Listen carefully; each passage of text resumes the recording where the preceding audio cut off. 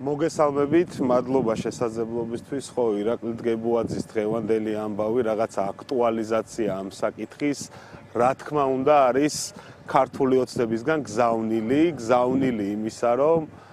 პოლიციელები, რომლებიც არიან მოძალადეები, რომელიც არიან მორჩილები და აი ლაჩრები, ხო? აი თუ რამე შეიძლება უწოდოთ ლაჩარი, ირაკლი დგებუაძის ის ქცევა და რაღაცა ლოყაწითელა ბიჭის სტატუსი, ზუსტად არის ამის გამოვლინება და ქართული ოცნება გვეუბნება, რომ ჩვენ ასეთ ხალხს ვაფასებთ, ესეთი ხალხი დაწინაურდება, მორჩილება, სილაჩრე იქნება მთავარი კრიტერიუმი ჩვენი ძალოვანი სისტემების და ირაკლი დგებუაძე არის ამის სახე, ჯერ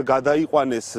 რაღაცა ატაშეებად, მე ეხა და ატაშეების უფროსად, მე ეხა დააბრუნეს თითქოს და აქ მნიშვნელოვანი ფაქტორი არის, კიდე ძალიან მნიშვნელოვანი ფაქტორი არის ბატონი თამაზაშვილის ფაქტორი, რომელიც იყო აჭარის ავტონომიური რესპუბლიკის თავმჯდომარე, რომელიც გახდა შინაგან საქმეთა მინისტრი და ისევ რაღაცა აქტუალიზება მოხდა დგებუაძეს დააფასა თითქოს თამაზაშვილმა აჭარაში ის მოძალადეობრივი საქციელი, რაც არ უკავშირდება მხოლოდ მზია ამაღლობელს. მაყურებელმა ეს კარგად მინდა იცოდეს, მზია ამაღლობელი და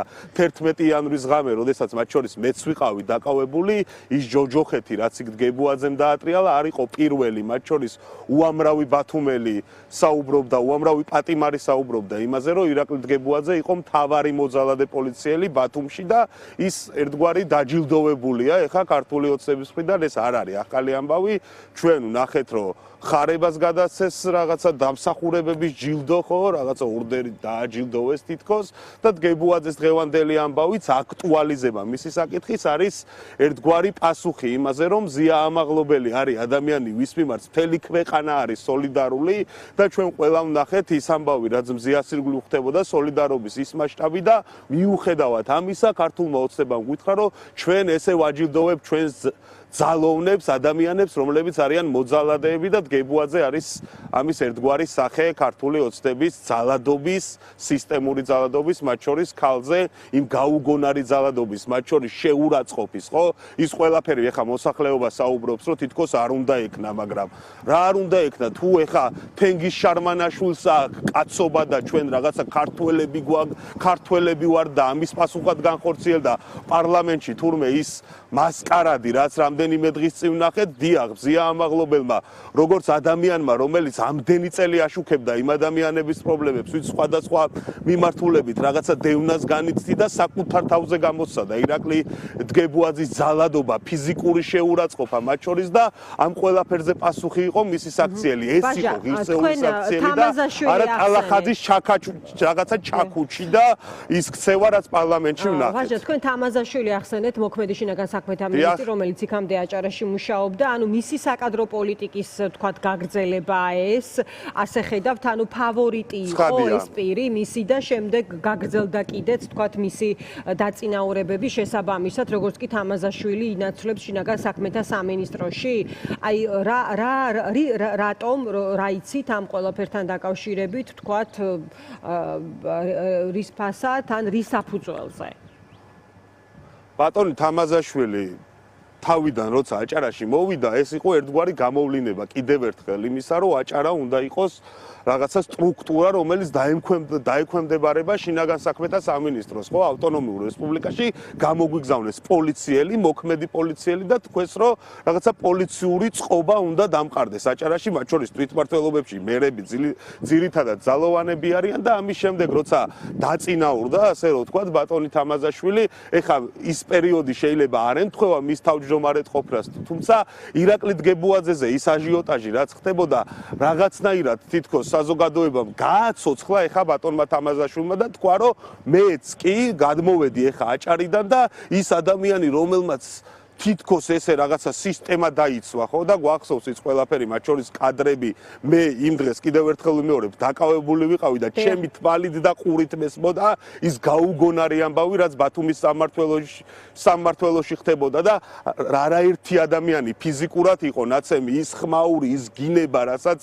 რაც პირიდან ამოსდიოდა მათ შორის ბატონ დგებუაძეს, ხო ის შეურაცხყოფის რა მასშტაბი იყო ვერ წარმოგიდგეთ, მათ შორის დაკავებულების მიმართ და რაღაცა აი წარმოუდგენელი შეურაცხყოფა ხდებოდა პოლიციის სამმართველოში და ამის მთავარი აქტორი იყო ბატონი დგებუაძე და ეხლა ბატონმა თამაზაშვილმა თქვა რომ მეც ვარ მორჩილი, მეც მჭირდება ისეთი ადამიანი რომელიც არის მოძალადეობის სახე ჩვენთვის, იმიტომ რომ მოქალაქეებმა ნახონ, მოქალაქეებმა რომელიც არიან ამდენი დღეა პროტესტში, ამდენი ხანი წინააღმდეგობას უწევენ რეჟიმს, ნახონ რომ ჩვენ კი არ შევიცვალეთ, რაღაცა კი არ გავკეთილშობილდით, ისევ დგებუაძე, ისევ დგებუაძისნაირი მოძალადეები არიან ჩვენი დასაყრდენი და თითქოს ამ ფორმით ცდილობენ რომ რაღაცნაირად ხალხზე გავლენა მოახდინონ, თუმცა ნახეთ ჩვენ საზოგადოების სიგნალი სხვებისთვისაც და თავად სისტემის წევრებისთვის, იმიტომ რომ ჩვენ პერიოდულად ძალიან მძიმე საქმეებზე გვიწევს საუბარი, მათ შორის რაც მოხდა გორში და ასე შემდეგ და ასე შემდეგ და ხშირად ხელისუფლების ოპონენტები თქვენ საუბრობთ ხოლმე იმას, რომ დაუსჯელობა არის ისეთი საკითხი, რომელიც ყველაზე ახდენს გავლენას ამ შემთხვევაში და ეს არის, ქართული ოცნება საერთოდ სხვანაირად აფასებს ამ საკითხს, ჩვენ ვიცით დგებუაძესთან დაკავშირებით მათი შეფასებები, მაგრამ სხვაგვარია ხელისუფლების ოპონენტების დაკვირვება და დასკვნა ამ საქმეებზე, ხო, მხოლოდ დგებუაძეზე არ არის ამ შემთხვევაში საუბარი. აი რა სწავლენ სისტემა, რა ტიპის სიგნალს უშვებს სხვებისთვისაც, რომლებიც ამ სისტემის ნაწილი არიან და ვთქვათ ყოველდღიურად უწევთ ამ პროცესში მონაწილეობა. დიახ, ეს არის აქ მთავარი ხაზი, აქ არ არის საუბარი მხოლოდ ირაკლი დგებუაძეზე, თუმცა ირაკლი დგებუაძე რაღაცნაირად სახეხატი გახდა მოძალადე პოლიციელის, ხო, მისი იმ ქმედებებით, რაც მათ შორის 11 იანვრის ღამეს ბათუმში მან განახორციელა. ეს არის სიგნალი ხელისუფლების მხრიდან, რომ ჩვენ ესეთი პოლიციელები გვჭირდება, ამაზე უნდა ვიდგეთ ძალადობაზე, უნდა ვიდგეთ მოქალაქეებისთვის შეურაცხყოფის მიყენებაზე და ამას გვეუბნება დღეს ქართული ოცნება მისი ქცევებით. მისი ყველა პოლიციელი, რომელიც გაღმერთებული ყავთ თითქოს და პოლიციელი გმირიაო გვეუბნებიან, ხო, აი ამ გმირი პოლიციელის საკე იყო, რეალურად თითქოს ამაზე აგორდა, ხო, ირაკლი დგებუაძეზე აგორდა ეს კამპანია, რომ გმირია და თუ ესეთი პოლიციელები არიან გმირები, მაშინ წარმოუდგენელი ამბავია, ხო, რაღაცა სისტემის მიმართ პატივისცემა მოქალაქეს გაუჩნდეს და პირიქით ამის ჩვენება უნდა ქართულ ოცებას, რომ ჩვენ გავაგრძელებთ ამას, ჩვენ იმ ადამიანებს, ვინც ძალადობა ჩაიდინა, ვინც შეურაცხყოფა მიაყენა მოქალაქეებს, ამათ წახალისებას მოვახდეთ, დაუსჯელობის სინდრომს დავანახებთ ამ ხალხს, რომ შემდეგ უფრო აქტიურად გამოიყენონ ის მეთოდები, რითაც გვეუბნებონ, რომ თითქოს მათ შორის წინა ხელისუფლება აკეთებდა და ცუდი იყო და ეხა მოვიდნენ თითქოს იმ ფორმით, რომ არაფერი მსგავსი არ უნდა ყოფილიყო და რაღაცა აი თავარი ხაზი რა იყო, ხო, ის ძალადობა, სამართლიანობის აღდგენა და რა სამართლიანობას ვხედავთ, მოძალადე პოლიციელის დაწინაურებას, ადამიანებზე შეურაცხყოფის მიყენებას, ათობით პოლიციელი სხვადასხვა მუნიციპალიტეტში, სხვადასხვა რეგიონში მოქალაქეებს ცემს და რამდენი ჩვენამდე არ მოსულა, ხო, გორის ინციდენტი იყო ერთ-ერთი ფაქტი, რომელიც ჟურნალისტების დახმარებით ჩვენამდე მოვიდა, თუმცა რამდენი დაუსჯელი პოლიციელია 400-მდე კაცი რო იქნა ნაცემი რუსთაველზე, სანამ თქვენ და თქვენმა კოლეგებმა არ გამოიძიეს სახელი და გვარები, არ დაუდეს ლანგარზე ქართულ ოცნებას, იქამდე არანაირი რეაგირება არ მოუხდენიათ, ხო? ეს არის სიგნალი, ეს არის სინდრომი იმისა, რომ ქართული ოცნება აჯილდოვებს მოძალადე და მორჩილ პოლიციელებს. კარგით, და ვაჟა, ბოლოს კითხავთ ალეკო ელისაშვილის საქმეზე, მასთან დაკავშირებით სწორედ მის საქმეზე, როგორც ცნობილია, დასკვნითი პროცესი მიმდინარეობს თბილისის საქალაქო სასამართლოში და მთავარი მოლოდინი სწორედ ახლა ამას უკავშირდება, თუ რა გადაწყვეტილებას მიიღებს პირველი ინსტანციის სასამართლო. ძალიან მძიმე მუხლია, რითაც ედავებიან ელისაშვილს და ადვოკატი ამტკიცებს, რომ არანაირი მტკიცებულება ამასთან დაკავშირებით არ არსებობს, რომ აი ამ აპოკალიფტურ შედეგზე იყო გათვლა ელისაშვილის მხრიდან. რა სიტყვით თქვენ, რა მოლოდინი გაქვთ იმ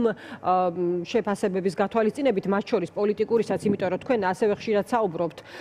ოპოზიციის წარმომადგენლები, რომ ხშირად ესა თუ შეფასება მაღალი თანამდებობის პირის გავლენის მქონეა ხოლმე პოლიტიკურ საქმეებზე. სხვათა შორის დღეს ჩვენ კობახიძის გამოხმაურება ვნახეთ. ამას არ საუბრობთ, ეს ფაქტია. კობახიძის გამოხმაურება ვნახეთ ალეკოს საქმეზე, რომელიც ამბობს, რომ როდესაც აგენტურა ელისაშვილის ქმედებას აცხადებს არადანაშაულებრივ ქმედებად, ეს ნიშნავს, რომ მთლიანად აგენტურა არის ტერორისტული. ეს არის ციტატა. რას უპასუხებთ თქვენ? არა, ჩვენ ამას კი არ ვაცხადებთ და რაღაცა კი არ ვარაუდობთ. ჩვენ გვახსოვს შალვა პაპუაშვილის განცხადება, მათ შორის ალეკოს საქმეზე და მისი შეფასება, რომ თითქოს ეს იყო ტერორისტული აქტი და ამის შემდეგ გადაკვალიფიცირდა საქმე, ხო? მანამდე ამ მუხლით არ მიმდინარეობდა ამ საქმის განხილვა სასამართლოში და სიგნალი მისცა პაპუაშვილმა, რომ თითქოს ალეკოზე ამ მუხლით უნდა მომხდარიყო პოლიტიკური დევნა, ხო, ჩვენ ყველამ ვიცით ის, რომ ალეკო ძალიან უსიამოვნო პოლიტიკოსი იყო მათთვის, ვიცით მდინარაძის ირგვლივ განვითარებული მოვლენები, მათ შორის ვიცით ის, რომ ალეკო ელისაშვილი იძებნება რუსეთის მიერ, ხო, და ეხა პაპუაშვილი აპირებს, რომ უფრო მძიმე მუხლი მიუსაჯოს ალეკოს, ვიდრე პუტინი უსჯის, ხო? ეხლა ამ მუხლს და ამაზეა საუბარი. 300 ლარიანი ზიანი, 320 ლარიანი ზიანი მიადგა კანცელარიას. არანაირი არცერთი ადამიანი არ ყოფილა დაშავებული, ხო? მათ შორის მძიმედ, რომ რაღაცა სიცოცხლის, ასე ვთქვათ,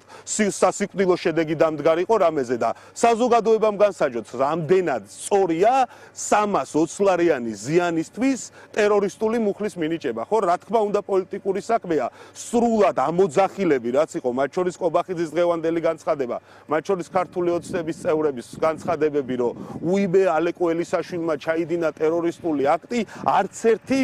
სამართლებრივი საბუთი, არც ერთი ვიდეო ჩანაწერი, მათ შორის რაც თითქოს მათ უნდა გამოექვეყნებინათ, ხო? არც ერთი არ ადასტურებს იმას, რომ ალეკომ ჩაიდინა დანაშაული, რომელიც ამ მუხლით უნდა წარიმართოს, ხო? ეს არის პოლიტიკური ამბავი, ქართული ოცნების შეძახილი და იმეც ვიტოვებ, ეხლა წარმოუდგენელია, რომ ჩვენ რაღაცნაირად ამისი გვჯეროდეს, თუმცა იმეც ვიტოვებ, გამონათება ექნება მაინც მოსამართლეს და 320 ლარიან ზიანს არ მიანიჭებს ტერორიზმის, ასე ვთქვათ, ამბავს, იმიტომ რომ ძალიან მნიშვნელოვანია, რომ ალეკო ელისაშვილი ჩემი მოკითხვა მას ძალიან მნიშვნელოვანი თანამებრძოლია ის ჩვენთვის და ამიტომ მე ძალიან დიდი იმედი მაქვს იმისა, რომ მოსამართლე დღეს ყობახიძის და პაპუაშვილის ჩასძახებულს რაღაცნაირად პასუხად ტერორიზმს არ ამოსახებს.